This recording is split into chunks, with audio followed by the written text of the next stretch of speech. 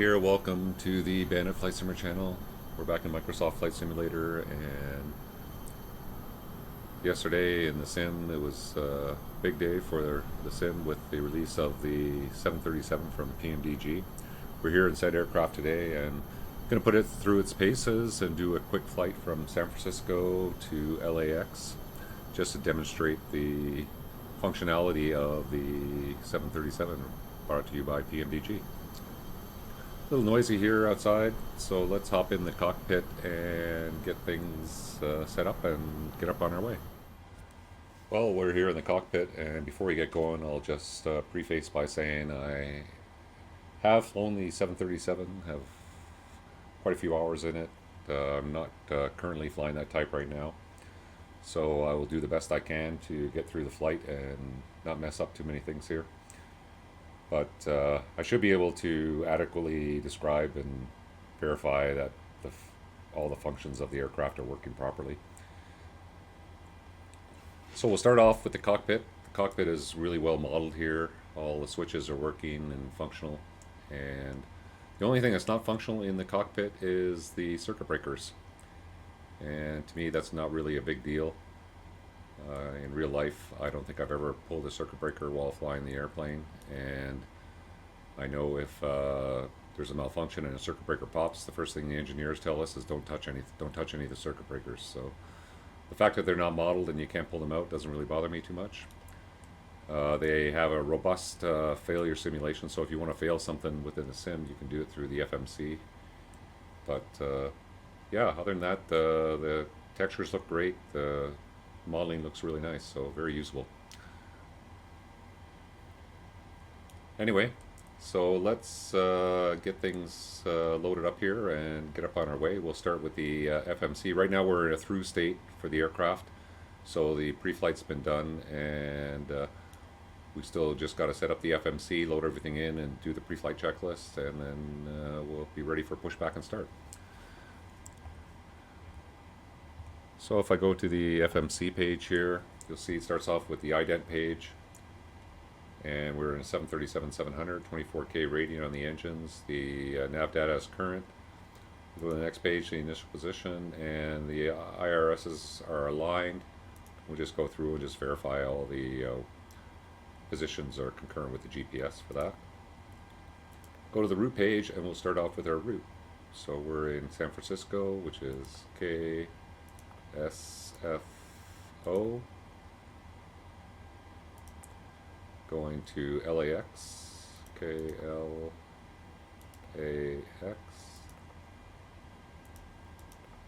We're doing a Southwest flight, and I thought it was appropriate to do the first flight in SouthWest Livery. They were the launch customer back in 1997, so it seemed like they were the appropriate aircraft to fly for the first flight.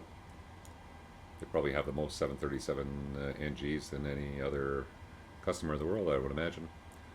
Okay, so the flight number will be Southwest WN420. We're going to take off 28 left and go to the next page there. Our route is going to be to Sussy, S-U-S-E-Y.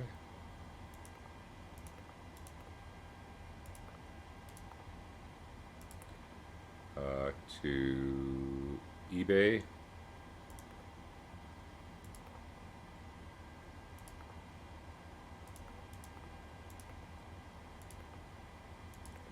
and to Burgle, B-U-R-G-L.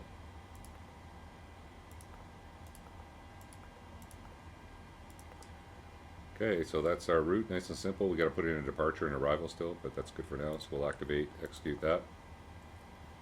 Might as well throw in the departure since we're here.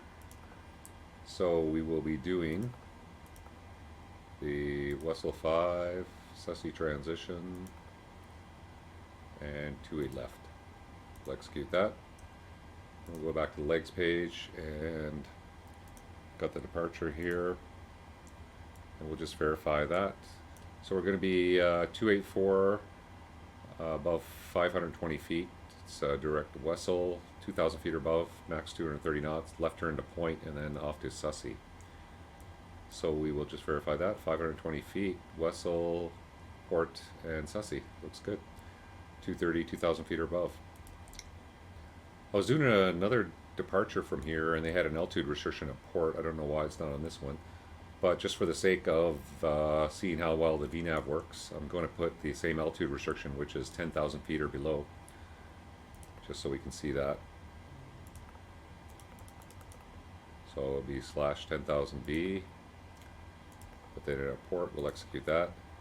And then we'll, the departure says altitude by ATC, so we'll make the initial altitude up to 17,000 feet, and then we'll have the VNAV make sure we don't blow through that altitude. Okay, so that is set up. And next, go to the init page. And we start off from our flight plan, our data. So we have 12.4 on the gas. We need 12.3, so that's good for the gas. I go on the flight plan here. The zero fuel weight is 121.7. So 121.7. I'm doing everything in pounds here because it's what I'm used to. Reserves are 5.1. And that's 5,100 pounds.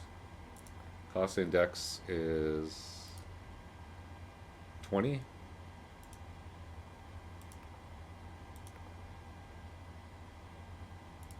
Cruising at 390. The cruise wind is 233 at 78.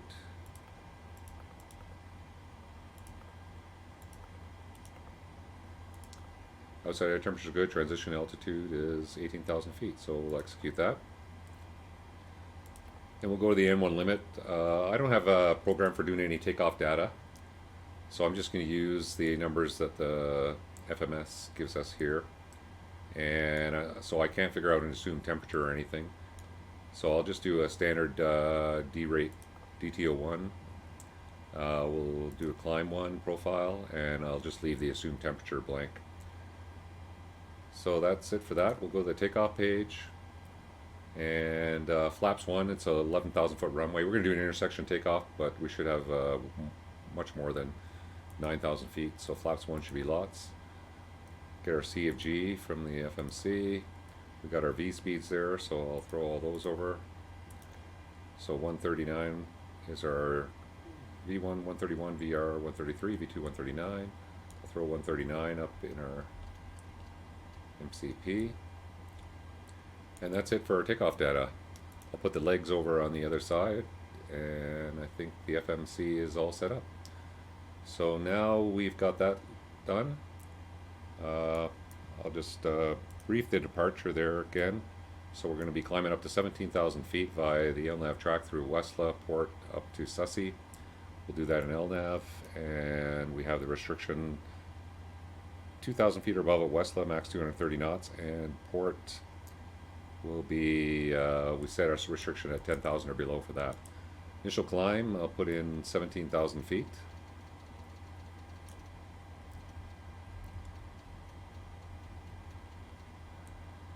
And heading for the runway heading is 0284.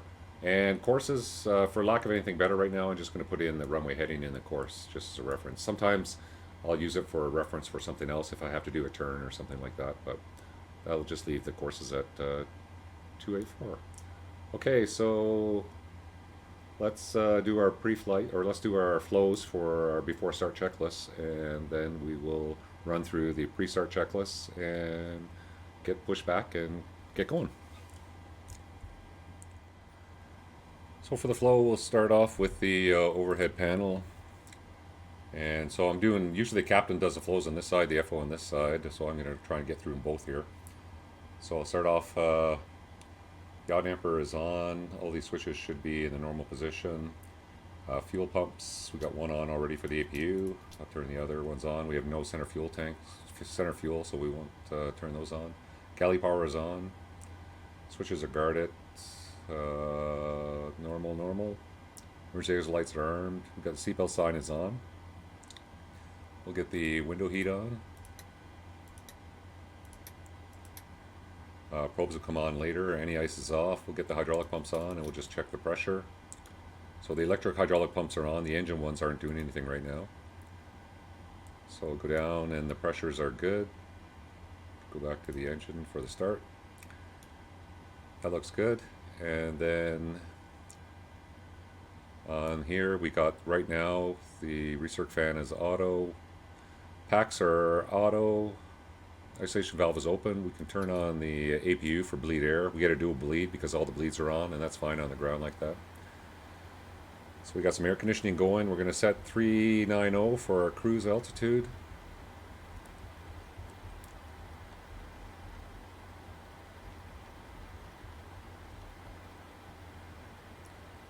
Put 50 feet for land elevation at LAX. Auto is set. The lights are all off. We're going to start with the right ignition on the first start of the day, then we go to the left.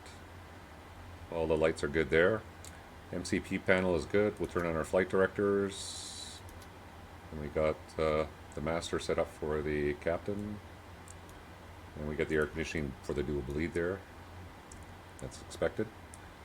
Okay, so the MCP is all set up. We're going to put our auto brake RTO. That all looks good. Our FMSs are all set to go. We'll go down to the throttle quadrant. Switches are normal. We'll set the parking brake is on. That all looks good. We'll go to the lower pedestal and transponder is in standby. The radios, we're not going to use them, and we're not doing any ATC today, so they're all good where they are right now.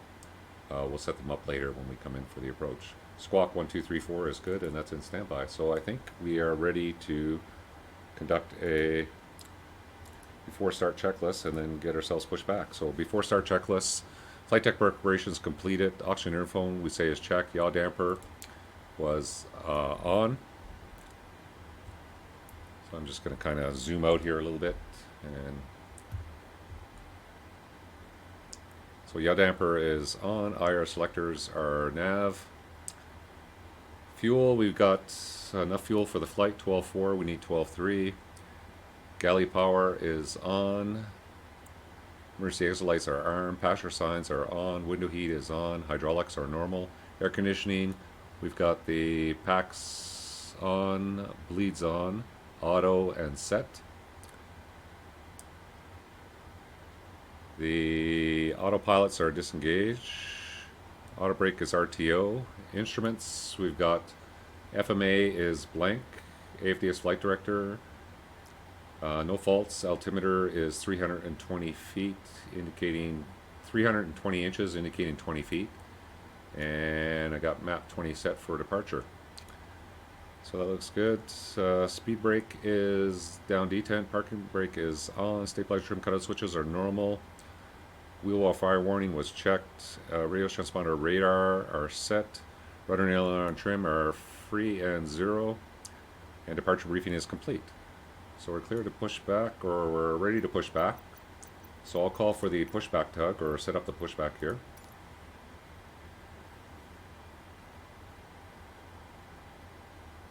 And I'm just using a company checklist that I still have access to. It's very similar. Most Boeing checklists are very similar, so you can probably find one on the internet for your use.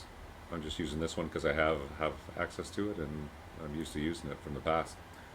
Okay, so there is our pushback. We'll request the pushback. Cockpit to ground.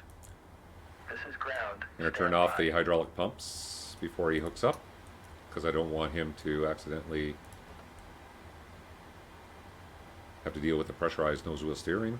He's going to put a bypass pin in anyway, but in case something happens.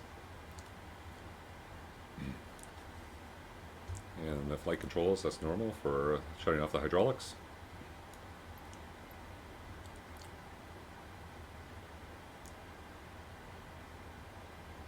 So let's say we call ground and we requested to push back and start, and they say you're cleared to push, so... Okay, sir. The bypass pin is installed. All doors and hatches closed and all ground equipment is removed. FO will turn on Parking the brakes are set. You may lift. Parking brake set. Lifting the aircraft.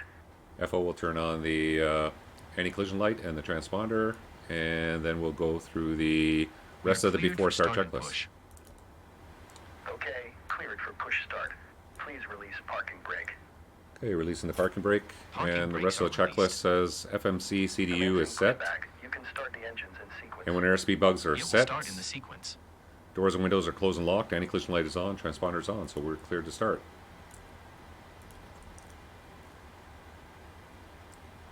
Okay, so we're going to start 2 first, so I'll tell the FO to shut off the packs. So we'll go to the overhead panel, make sure we get the packs off. So the packs off, start 2, then 1. So packs are off. And we will start number 2 first. We go down to the panel here, and we are going to be looking for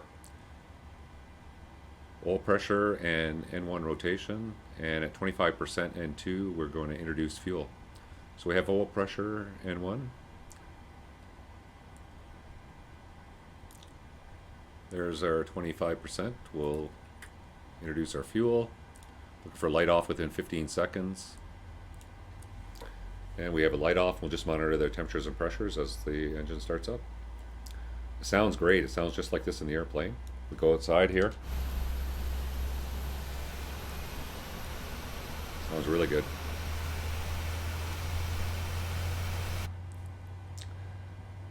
Okay, at 56%, we're going to look for the starter cutout. And then when this little red tick goes away, that's the maximum start temperature. That will mean the start is complete and we'll be stable on 2. So starter cutout, 56% starter cutout, and stable on 2. And so now we're clear to start 1. And it'll be the same process for starting 1. Okay, pushback completed. Please set your parking brake. Parking brake set. Parking brake set. Lowering aircraft. So nice good push. Ground. You may disconnect. Okay, sir. Clear. So we got our to disconnect. 25%. Pin has been removed. See you at the side. We'll Have a introduce our good fuel. flight. Holding position waiting for the visual. Thank you and goodbye. And good light off.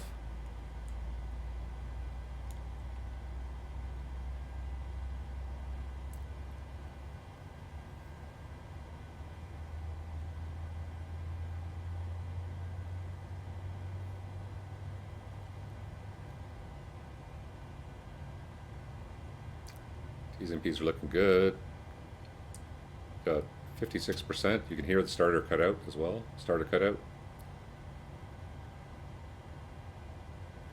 And stable on 1. Okay, so we'll go to our overhead, and again, I got some flows for the captain, some for the FO to do, so we'll start by turning the generators on. And probe heat can go on. Hydraulic pumps can go on. Packs, we can go auto, auto, auto. AP bleed off. That gets rid of the dual bleed. And everything looks good there. Go down to our panel here and we'll set our flaps for takeoff. And flaps 1. And we will go with the after start check. Electrical generators are on, hydraulics are normal, probe heat is on, anti-ice is not required, air conditioning pressurization, packs on, engine bleeds on. And now we can shut off the APU, APU off, and start levers are idle detents. So after start checklist is complete and we are ready to taxi. So we'll get our taxi light on and parking brake is released. Nice short taxi, just straight ahead, first left out. And so we'll just do a quick flight control check.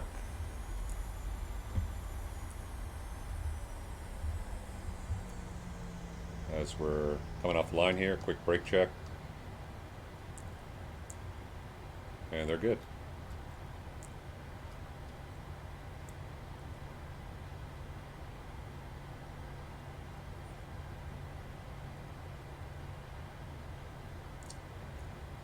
So we're saying we got that traffic, he's lining up, but we're cleared across both runways, or he's just taxiing out to probably 28 left as well.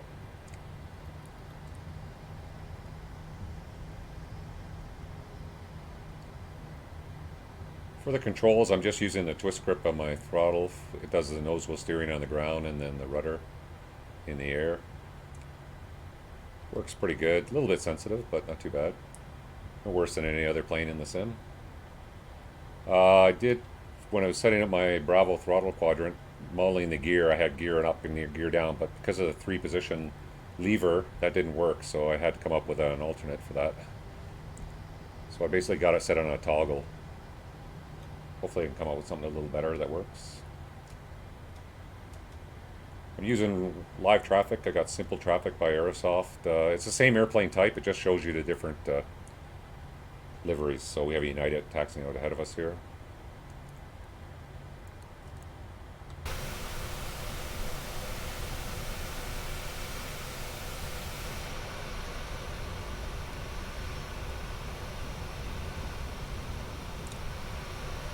Got great sounds for this airplane.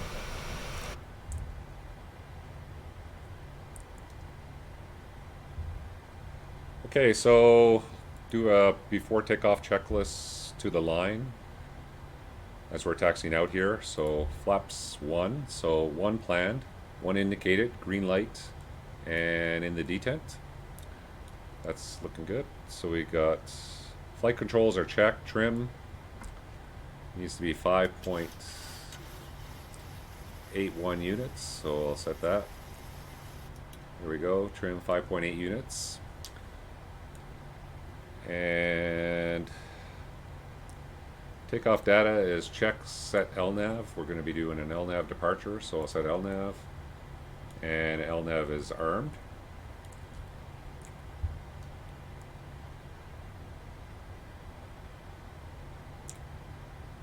And then recall, and then we're check the recall. And that's good. Before takeoff checklist is complete the line. So now we're just looking for takeoff clearance. We're going to do this intersection takeoff from here. So let's say we're going to be cleared right onto the runway for that. So we'll do the flow for that. I'll put on the auto throttle, and the FO will turn on the strobe.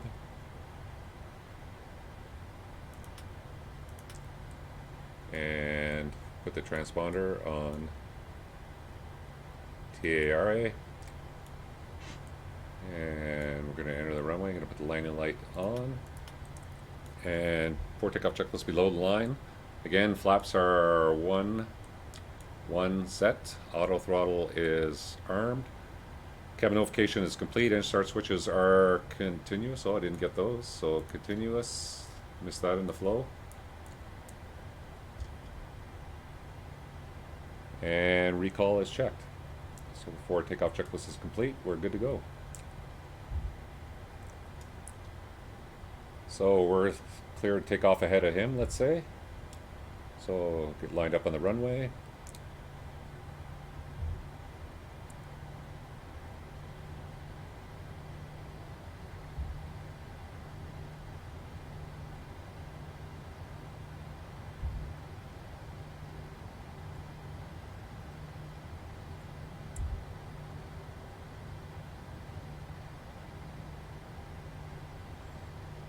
Nice day here in California. Early or late afternoon, I think. Okay, so we're lined up. Runway heading looks good. Gonna set 40%.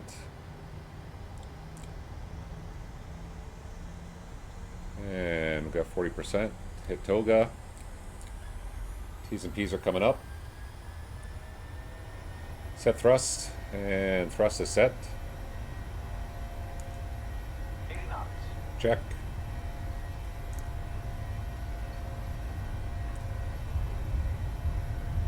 V1 rotate.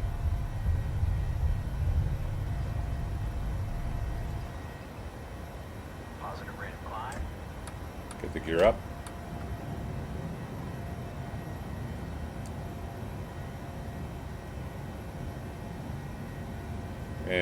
Just check our FMA. We got LNAV. Going to turn on the autopilot. Command A. 3,000 feet. I'll set bug up.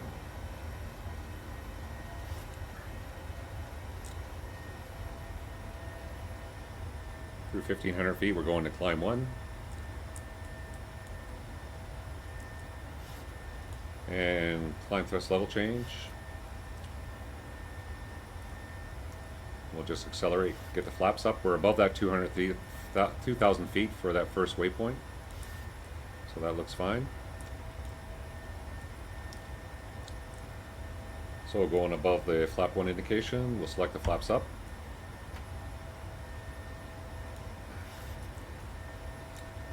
And max 230 knots, so I'll keep the speed at the bug up for now. And the FO calls flaps up, no lights. And I just reconfirm we're climb thrust level change. I'm going to switch it to VNAV. And we have 230 knots for that restricted altitude, or speed restriction, sorry. So that's fine. And I'll call for the after takeoff checklist. So the FO will turn off the switches. Get the gear lever to the up and off position. Auto brake is off. And the after takeoff checklist is air conditioning pressurization is set, and we are pressurizing. APU is off, engine start switches are off, landing gear is up and off, flaps are up and lights, auto brake is off. After takeoff checklist complete. So we're climbing up to 17,000 feet. We're in VNAV, and so we should not exceed, we're climbing up to 250 now, we're past that speed restriction. So we should level off at 10,000 feet.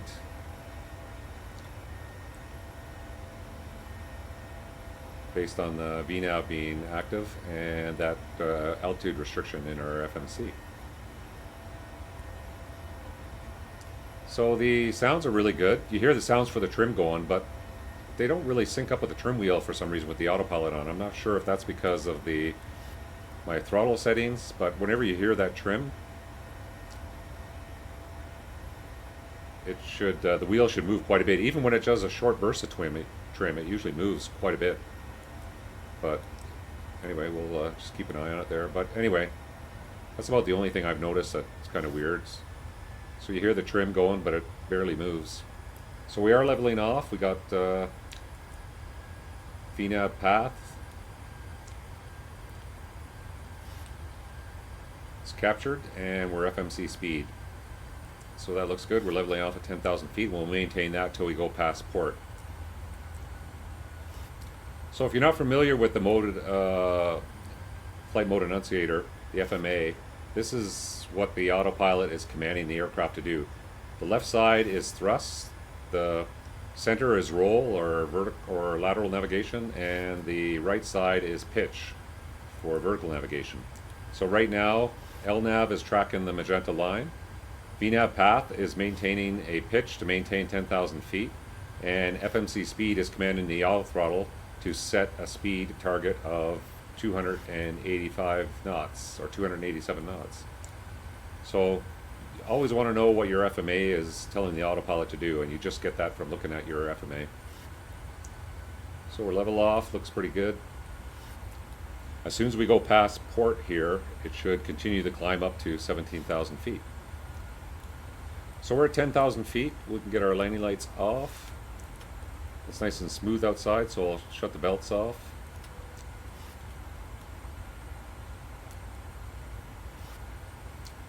And once we go by port here,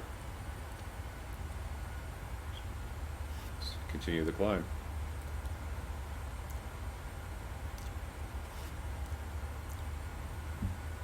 So I'll get my heading bug centered. So now when we go past port, it goes into VNAV speed, so it's going to set, so N1 represents climb thrust, so that's what the thrust is commanding, and VNAV speed is commanding a pitch to maintain this speed in a climb thrust climb mode. So that's what our FMA is doing, and that's what we expect it to do. So right now we have 17,000 feet set, so that's what we're going to level off at, unless we change it or get cleared higher. One thing I'll show you with the altitude is if we get close to our level off altitude and then say ATC clears us higher at the last minute, if we capture that altitude here, setting something here is not going to change that level off. So if we go to VNAV alt, once it captures that, doesn't matter what we set here, it's not going to continue that climb. If we set it right now before we go to VNAV alt, it'll say we put in 230, it will continue to climb to 230. But as soon as we get VNAV alt enunciated here in our pitch mode, then we're going to be leveled off at that 17,000 feet no matter what we put in the MCP here. So I'll just demonstrate that here when we get VNAV alt. So a lot of times ATC will see you're coming up to your altitude, they'll clear you higher just when you're getting close to it, but you've already captured that altitude.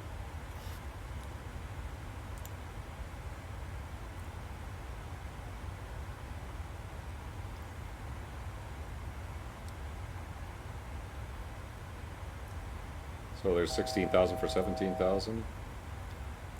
So we got VNAV alt. Say ATC just cleared us to 230. So I put 230 in there.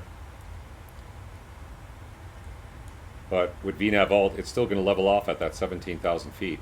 Now, so the power will start coming back. The way I can fix that is an alt intervention. And then it's going to go back to VNAV speed and climb thrust again to get us continuing that climb. So if I'd set that before, so we'll see it again now. I'll change the altitude before we get to 230, and then it'll just continue the climb. So as long as you set that before you hit VNAV alt, it'll continue the climb to whatever you have set here. But as soon as you have VNAV alt captured, you're going to level off at whatever that last altitude you had set there. So there's transition. Let's set standard pressure. Standard pressure set, and that's on all three altimeters.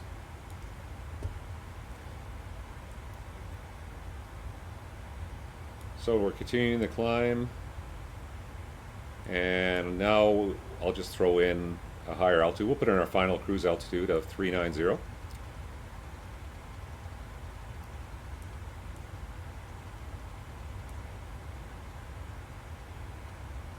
So there's 390.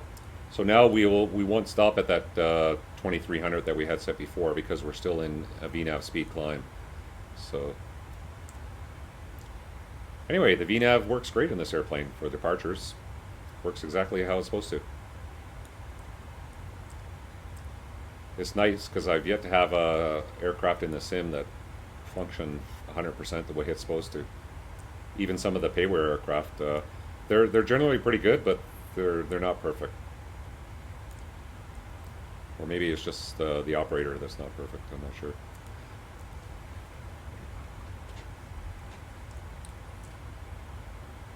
So continuing the climb, stop outside, get a nice view of the San Francisco Bay Area there.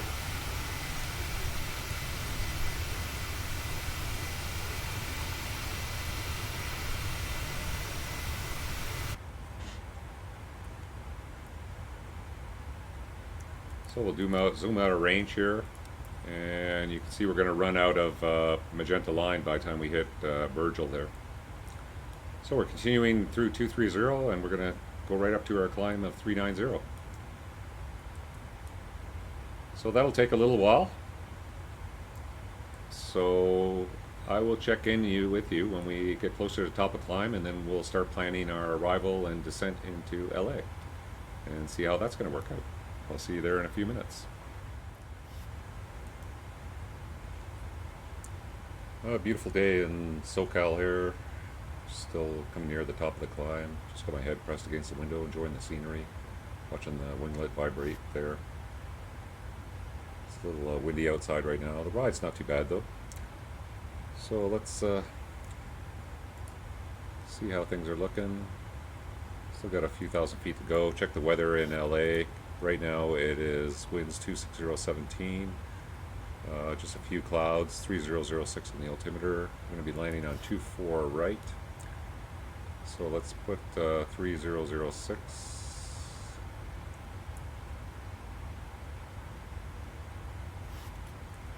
for altimeter when we need that. And yeah, we can start looking at loading it on approach. So we go down to the FMC, we'll go to the arrival departure leg, and we are going to be doing the Ironman 2 arrival via Burgo for the ILS 24 right, and I'll just pick Livin because it's kind of midway. It gives us a few fixes there, and that looks good, and we'll execute that. So now we got some more magenta line there. Should recalculate our top of climb, top of descent.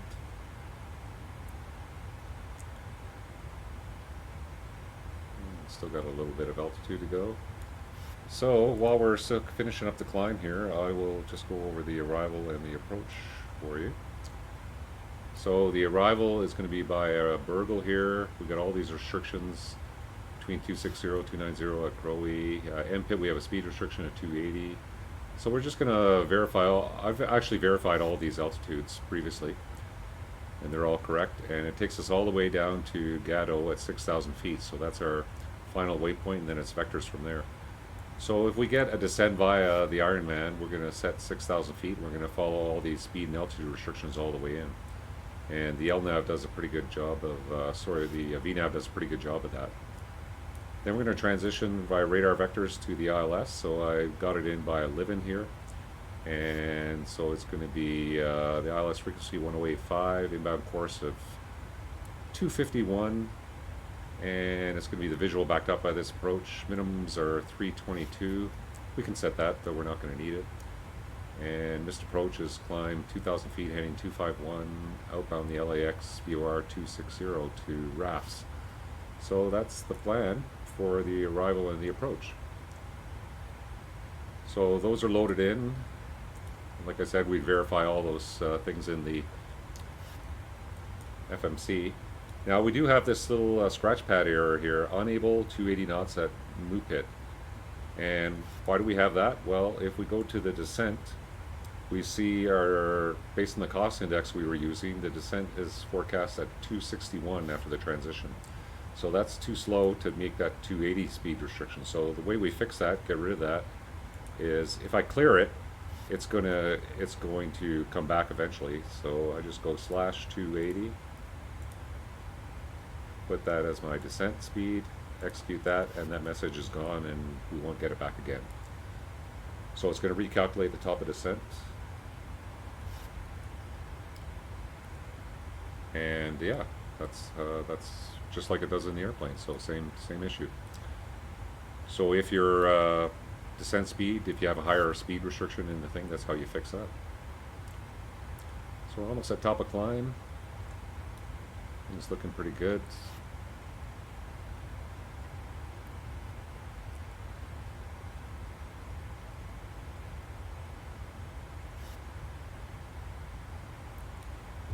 So there's 380 for 390.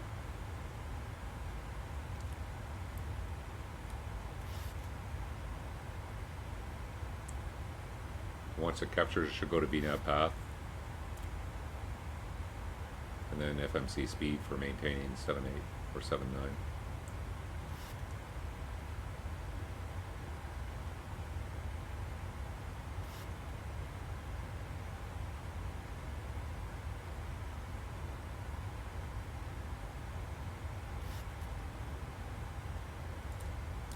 Put it back on the cruise page for now.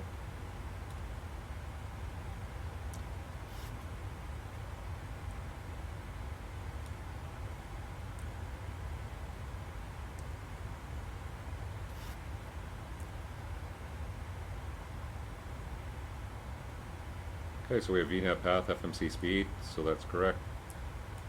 So now we're in the cruise mode. Cruise power set. It's going to command whatever power it says needs to maintain 0.79. And when we get to the top of descent there, and that is going to be in 69 miles at 103, so it's going to be in 9 minutes. And we'll start our VNAV descent. Now VNAV descent, VNAV climb is easily managed. It's just, you're just commanding a speed at climb thrust. So it's pretty easy to manage that. But VNAV descent, it basically is going to try to do an idle descent and meet all these speed restrictions. So sometimes it does get a little fast, so you have to be careful it doesn't get into your barber pole here, which is a speed exceedance. And you can control that by using the speed brake if it starts to creep up on you, or if it becomes too uncontrollable, it's disconnect the autopilot and just hand fly it, or try to go to another mode like a level change, because it controls the speed better in level change when it has that issue, because you're not restricted by the path anymore. You're just going to, it's just going to target that speed at an idle thrust. So that's a good way to keep from creeping up into that barber pole. And it can go the other way too. If it gets slow, it's just going to start adding power, and that usually works pretty well. So it's usually not slow is not the issue. It's usually getting too fast on the VNAV path descent. It's going to try to maintain the path, and it's going to try to stay at this speed, but it will go either side of that speed. Look how close we are to that barber pole, so it doesn't take much to get up there. So you really need to keep an eye on that, especially in the initial part of the descent, until our barber pole starts creeping up closer to the 340 knots as we get down lower. So you get that window opening up, and then you don't have to worry about it as much. Okay, so another thing you can do to improve your path calculations is if you go to the descent page and you go to the forecast, you can put in descent winds, and you can do it for like 30,000 feet, 20,000 feet, and say 10,000 feet, and it'll give you, especially with the strong winds we have today, it'll give you a better, allow the FMC to better calculate the descent path, and hopefully require less deviations from the path as it goes down. I'm going to leave it like it is now, because then we'll have to deal with whatever we get, but it does help a little bit, but it doesn't always fix everything. It doesn't make it perfect.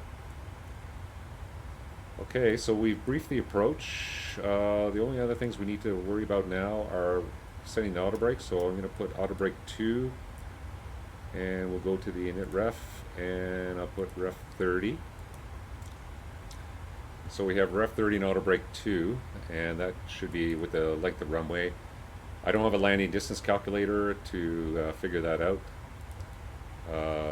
So for takeoff performance data, landing distance data, in real life that's all done through ACARS. It's data linked up to the aircraft from our load planning, weight and balance at the dispatch center, and they take care of all that for us. And they have a computer program that calculates all that for us, and then they just uplink that data to the airplane.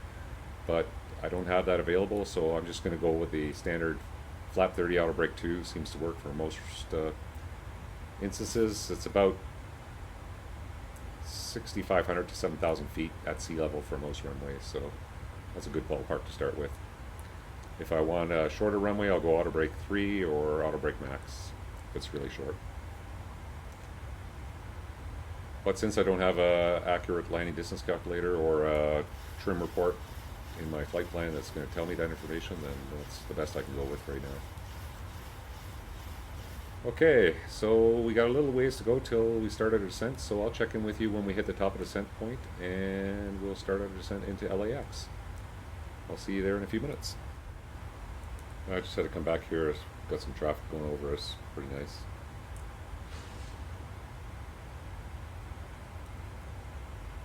It's just how you see it in the real world. So he's on our TCAS. He's just going over us. Looks like at 1,500. Sorry, he was 8,000 feet above us and descending, so cool.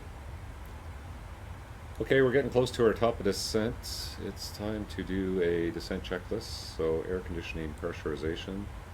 So pressurization panel is normal. We got 39,000 feet and 50 feet set. Recall is checked. So the recall, what that means is whenever you get a master caution, and the enunciator shows up on this panel here, one of these enunciators, electrical, APU, or something like that. When you cancel the master caution, all this disappears. And so if you want to get it back to see what it was, so say we got an electrical problem, say we lost a generator and the generator would be displayed up there. Well, when I hit recall, because I've canceled the master caution. If I want to see what it is again, I just hit recall, and that should re-enunciate electrical, and then I can just remind myself what it was. It was a generator or whatever, and then that way I can just refresh what issues I have with the airplane. So that's what we mean by checking the recall, and then you can just cancel that again with the master caution. So that's what the recall means. So recall is checked. Instruments are set and cross-checked. So I got 10. Oh, we need to set our radios. Yeah, we didn't do that. So there we go. That's why we do these checks. So 108.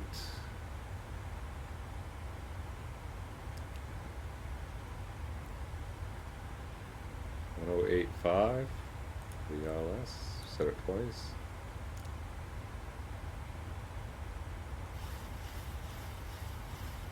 And the reason I forgot this is that on the current plane I fly, we don't have to do that. It does it automatically as soon as you load the approach. So 108.5, the course is 251. So I'll put that in.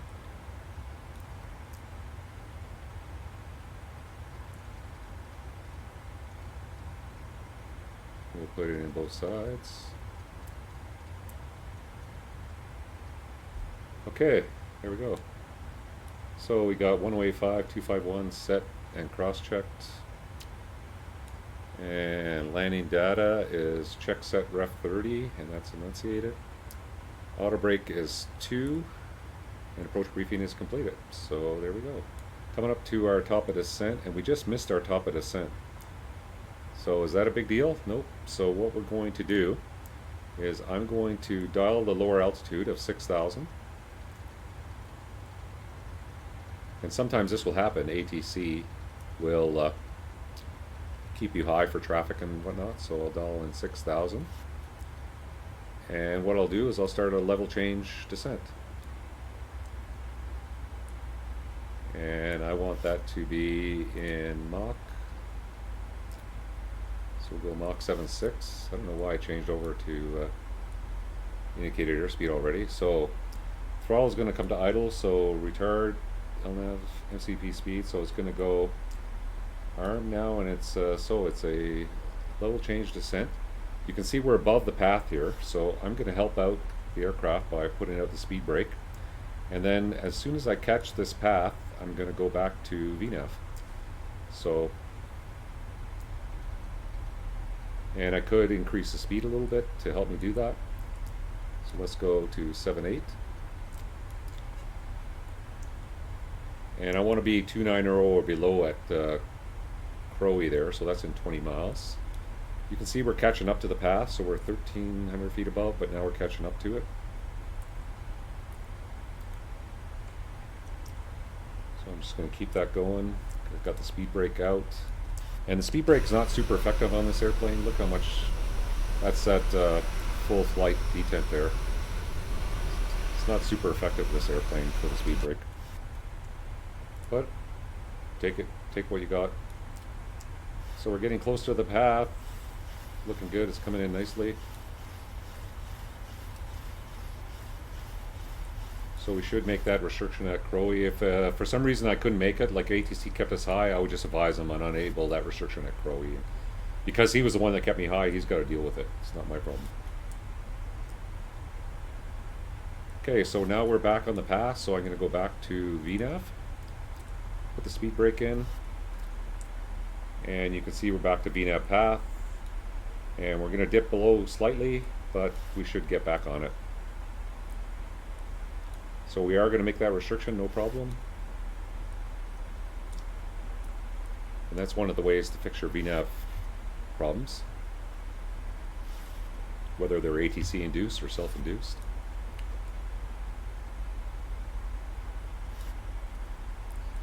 So there we go, back on the path. Going to cross Crowe at or below 290 and at or above 260.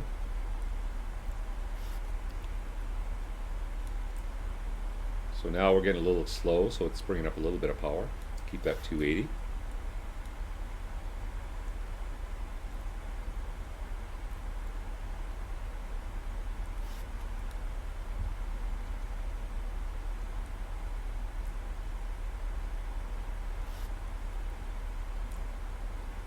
Got a little bit of traffic ahead of us if he becomes a TCAS problem, I'll shut the TCAS off. Practice flight I did, that we were right behind an aircraft, we were getting TCAS alerts and resolution advisories, and they work really well. They're actually very accurate. And anyway, but I'm not gonna. This is just live traffic we're having. Sim here. I can't control what they're doing. So if we do have any traffic issues, I'll just shut off the TCAS there, or we'll just ignore it. But in real life, if you got a resolution advisory, you'd have to deal with it. So it looks pretty good. We're across Crowley at or below 290. We're right in that window, and we'll continue along the whole VNAV. So it's going to continue along this path, meet all these restrictions. It does a pretty good job. See how the speed window is opening up now? So if we start getting too fast, it's not as much as an issue because we're a lot farther below that barber pole. So it's bringing on a little bit of power to keep our speed now. Probably because of the strong winds we're getting into. We're getting into stronger winds. And it might be able to control the path better at an idle descent if I had put the winds in, but I didn't.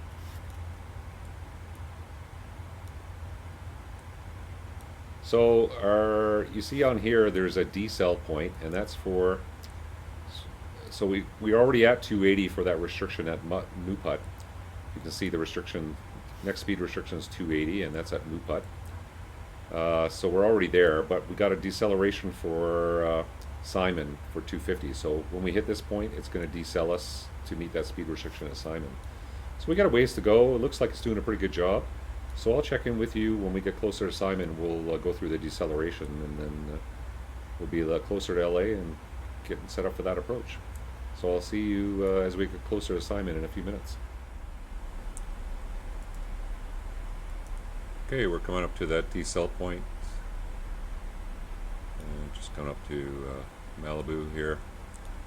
So there's the decel point, and we might have to help it slow down a little bit, so might want to use a little bit of speed brake. We need to be at 250 by Simon, so I'll see how it does here slowing down. But so Simon's 3 miles. I'm going to put the speed brake out just to help us here.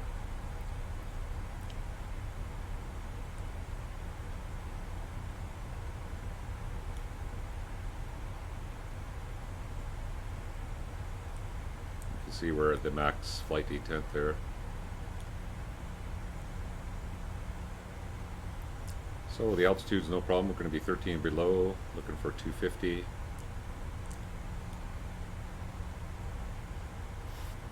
And pretty close. I don't think ATC is going to be too upset with us there. So as we get at our speed, I'll bring the speed brake back in. And now we're just going to continue on. We're down to 6,000 feet. Got the altimeter set, 3006. Just keep our heading bug lined up there.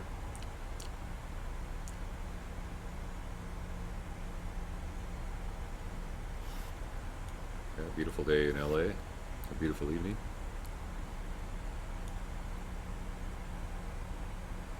So usually what happens when you come into LA, you get downwind here, you're 6,000 feet, and then depending on where you slide into the traffic, you could be going a long way out, or you could be doing a 3,000 foot dive down to get down to altitude to intercept the get on the ILS. So we'll just pass that waypoint there on the arrival, and then we'll just start a level change descent down to 3,000. We'll turn in as soon as we can.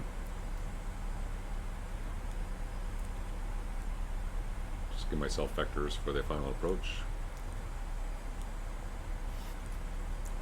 Yeah, the scenery is amazing.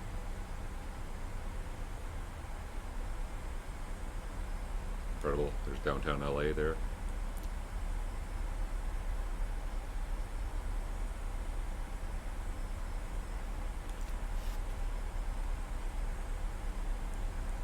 We get a decel here. Need to be based at 240. You can see there's 250 at Simon was our last speed. There's base 240. There's 10,000 feet. We'll get our landing light on. Seatbelt sign on. And the approach checklist says altimeters 3006 are set. And cabin notification is complete. Seatbelt signs are on. And continuing down to 6,000.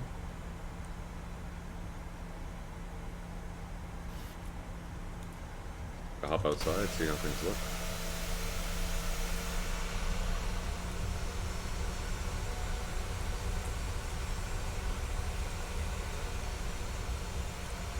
There's LA Airport right there. So we're going to be coming down, entering downwind, fly right over the city, and turn back inbound.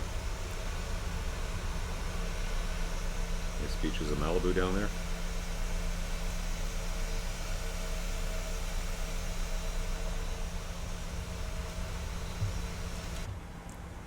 Oh, we're getting a traffic advisory.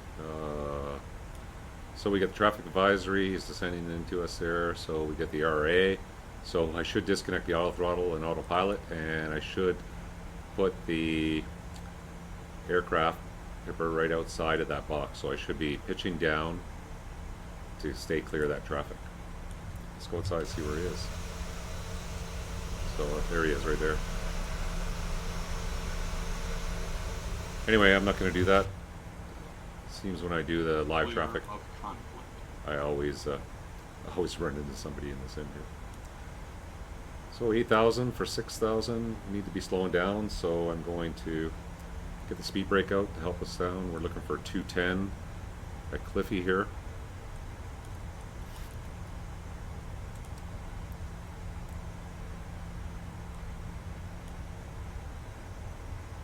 Usually the plane doesn't do a great job of slowing down for these. Quite often you have to help it out with the speed brake. I get pretty good frame rates with this aircraft as well. Right now I am showing 45 FPS, which is not bad for this aircraft coming into downtown LA.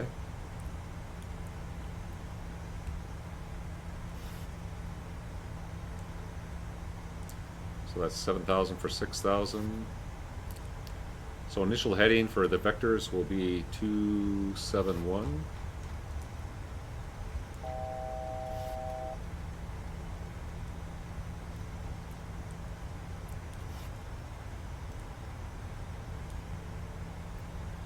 So let's say center comes back and says fly heading 271, cleared to 7,000.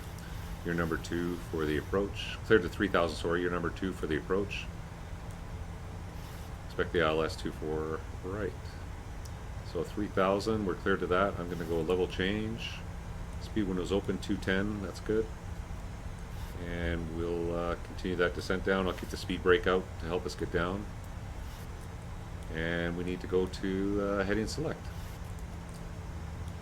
So heading select 271 and level change.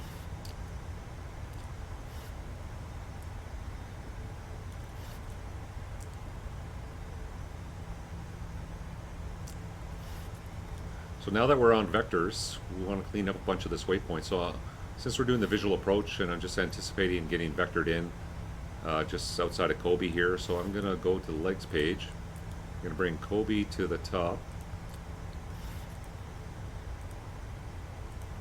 And I'm going to put intercept course of 251. You have to make that bold to clean that up. So I go intercept course Kobe 251, and then it gets rid of the rest of the arrival and cleans up all those waypoints.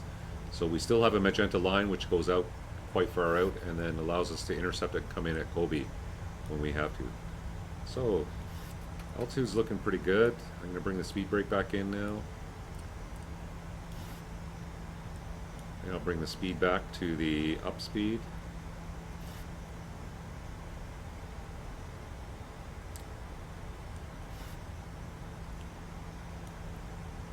And there we have IOSS identified, course 251, and our DME is there as well if we need it. So that's looking pretty good.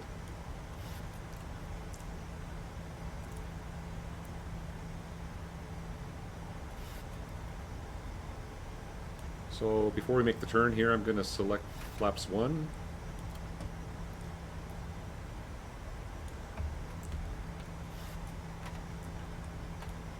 And and then I'll, oh sorry, flaps, went to flaps 2. Flaps 2 is fine. That's the other thing, is the my flap lever is not very well calibrated for this here. So I'm gonna set speed 180 for base leg. That's appropriate for that flap setting. We're 1,000 feet to go, and I'm gonna start making my right turn for base leg now. We do have one guy there. Hopefully it's not gonna be too much of a conflict, but anyway.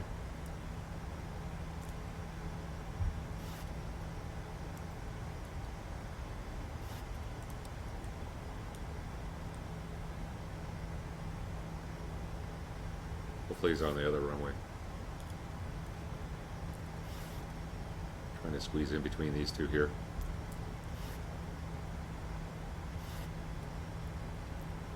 Okay, I'll keep the heading coming around. Say fly heading 210. And upon interception, you're clear the ILS for 24 right. So clear the approach. I'm going to arm the approach. So we have Warlock and glide slope set, ready to go. You can see our localizer and glide slope are starting to become active. Yeah, we should fit in nicely between these two guys, I think. I'll keep the speed up for now.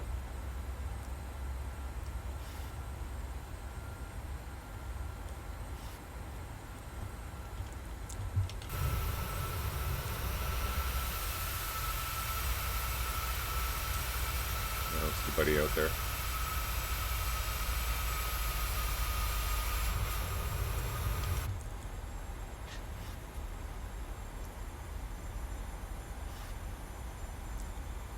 I gave myself a pretty good vector there. So the glide slope's coming in. Localizer's coming in. Should capture it here. There we go. Lope's captured. Capture the glide slope. Geez, that could have been ATC for that vector. Glide slope's captured. Set my heading of 251 for runway heading.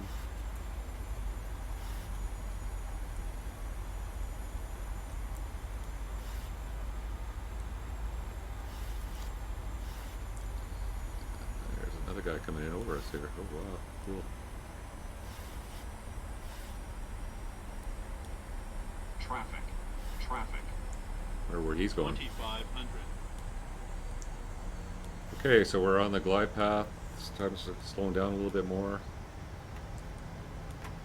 And I'm going to get the gear down.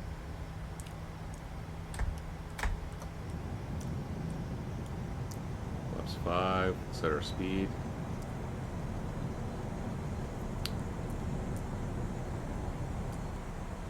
Traffic.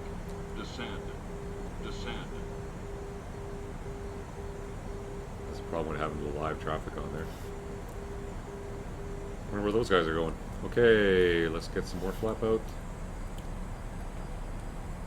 Clear of conflict. Getting our speed back.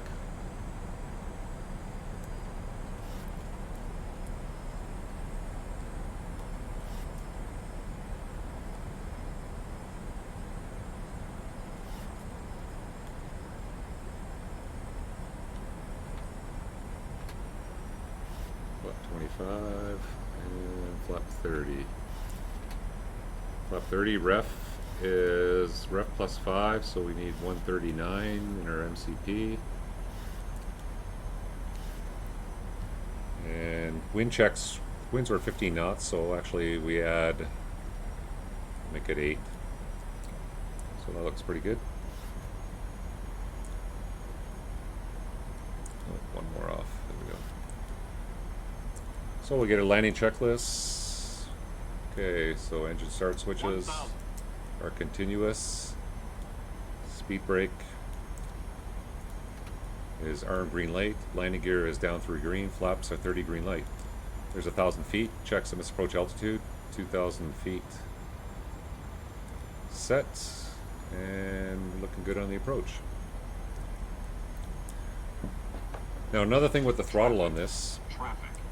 because we have auto throttle on right now, and I'm moving my throttle all over the place, but it's not doing anything because the auto throttle is moving the throttle. So when I disengage the auto throttle, my throttle is going to be set wherever I roughly have it. So I think I got a good position, like about 45-50%, like based on or 48 right now. So I try to shoot for that 45% number, 500. and hopefully it'll go around there. So there's 500 feet. 400. So I'm going to get the autopilot off.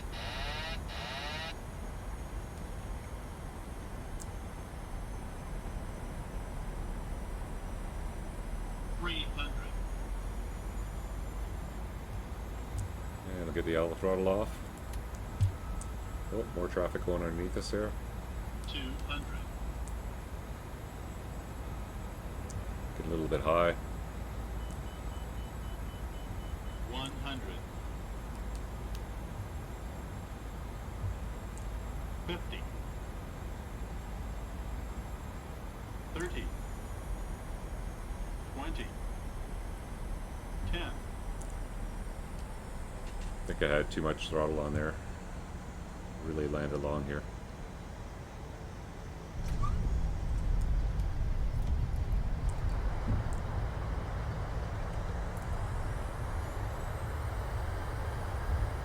Okay, there's reverse. Speed brakes deployed. Auto brake disarm. 60 knots out of reverse. Yeah, that was a really long landing there.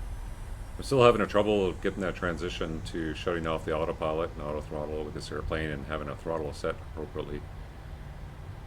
So it's going to take me a while to get used to that with this airplane. Maybe I can come up with a better way of doing it. Okay, anyway, we made it safely on the ground.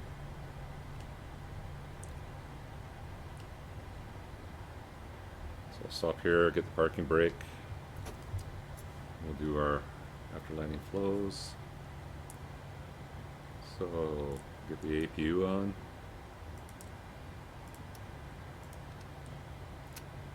Start switches can go off. Strobe light can go steady. Get our landing lights off. Taxi light is on. And that all looks good. Flight directors can go off. And we'll get our flaps up and our speed brake down. Auto brake off. When we get the after landing check, let's reset our stab trim.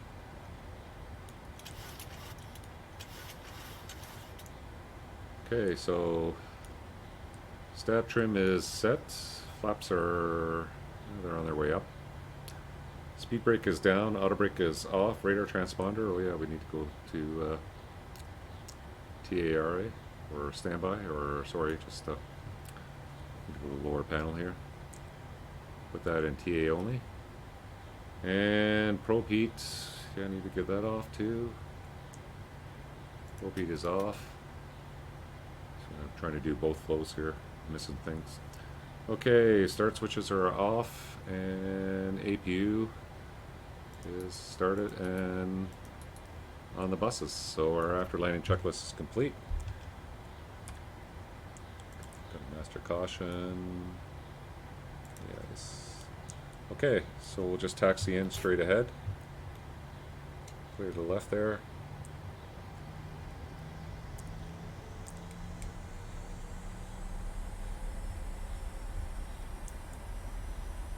Yeah, I'm having a difficult time making that transition from the autopilot to hand flying.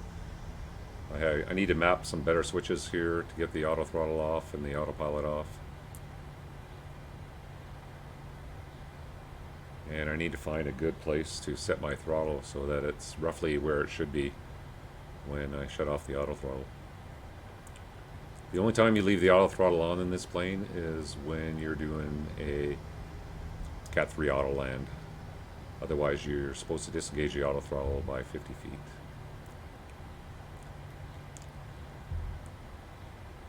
So it'll take a little bit of practice to get that routine set up, I think.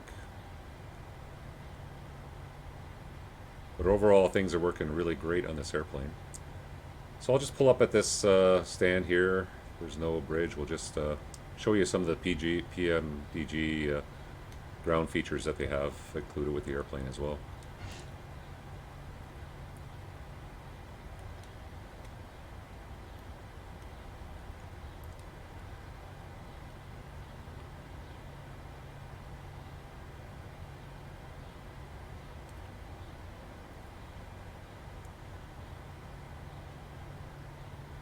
So we're coming into park.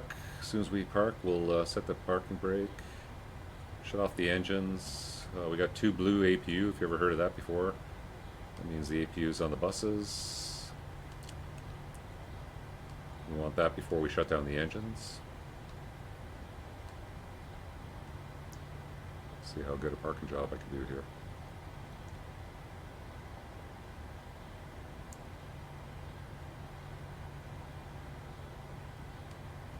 Bring that to a stop. Set the parking brake. Cut off the engines. Belts off. And let's see how well we did here. Oh, stop short. Oh well, not bad. So let's take a look at some of the ground features here. So go into the FMC. We go into the menu, we go to FS Actions, Ground Services. First thing we'll do is put the chocks in, and we'll request ground power. And then we go to the next page. We can request, or so let's go back. We want the air conditioning as well, because we're going to be shutting off the APU here. Well, so that's inhibited until the aircraft comes to shut. There we go. So ground power is available. We can request the APU or the ground air conditioning. Don't need water, lavatory. We're going to request the stairs. Request a PAX bus. All kinds of things. Forward bag loader and forward carts. So let's watch all that stuff get set up. So everything's coming in. We got our ground power. So we can now go overhead. And we can put on our ground power, and then we can shut off our APU. The taxi lights off, yeah. Get the APU off. And then we can shut off our PAX, because we're going to get ground air.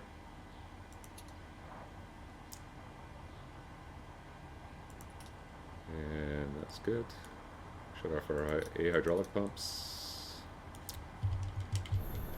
So we go outside, we got our air conditioning. See the air conditioning card hooked up there. We're gonna get we got our PAX bus. We should get our stairs coming in here momentarily. I thought I requested those. We got our baggage. Yeah, everything's looking pretty good. Don't know what happened to our stairs. Let's go back and find that.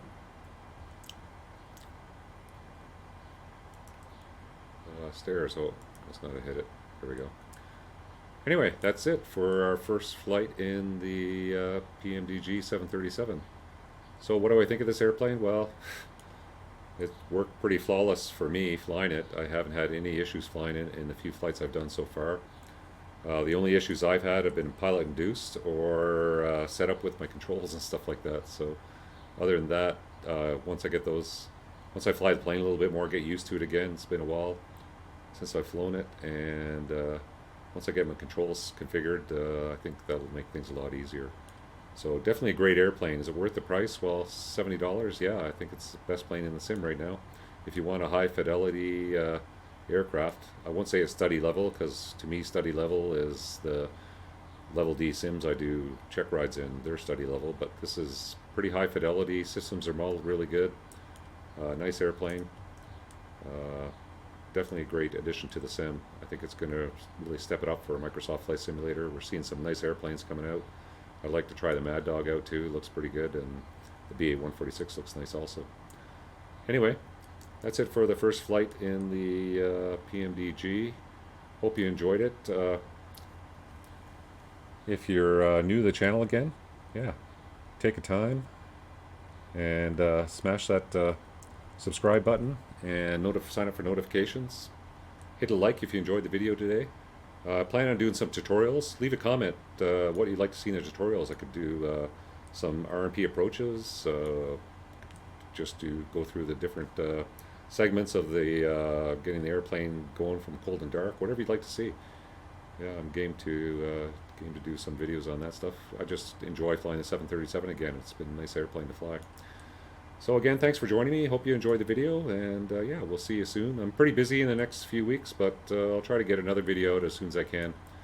And maybe I'll do a VATSIM flight online and get one of those out.